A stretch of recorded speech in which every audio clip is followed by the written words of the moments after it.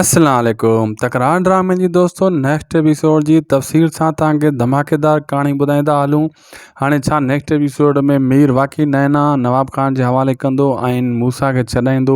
छा नवाब खान धोखो कंदो मीर सां ऐं मूसा खे कान छॾंदो? नवाब खान नैना खे वठी करे मीर खे पूरो कंदो या वरी मीर सां निभाईंदो?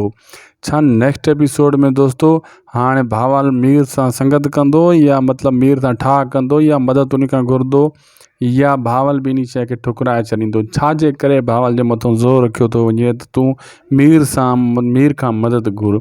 सॼी कहाणी ॿुधाईंदासीं इन नंढड़े वीडियो में दोस्तों। पहिरियां इनखे पूरो ॾिसो जीअं तव्हांखे सॼी कहाणी सम्झ में अचे ऐं थी सघे तो उदासी टीवी यूट्यूब चैनल खे ज़रूरु सब्सक्राइब कंदा। अगर फेसबुक पेज ते ॾिसी रहिया आहियो त इनखे फॉलो लाइक शेयर ज़रूरु कंदा।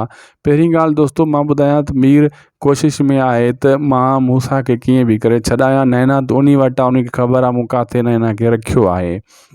हाणे जॾहिं मीर उते वेंदो नवाब खान सां मिलण ऐं आशू खे कावड़ लॻी वेंदी त हीअ हिते छो आहे, लेकिन मीर उतां फ़िलहालु वक़्ती तौरु हलियो वेंदो ऐं आशू खे सम्झाइण जी कोशिशि कंदो नवाब खान।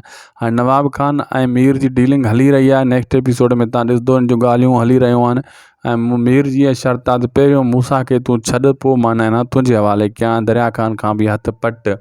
लेकिन नवाब खान जो इहो ज़ोर हूंदो नेक्स्ट एपिसोड में तूं नैना मुंहिंजे हवाले कर, पोइ मां इन्हनि खे छॾींदुमि। लेकिन इहा हिकु ॿ किस्तनि ताईं इन्हनि जी डीलिंग हलंदी रहंदी। इहा ठिकाना निबिरी न सघंदा 2 किस्तनि ताईं, उन खां पोइ इन्हनि जी निबेरो थी सघे थो।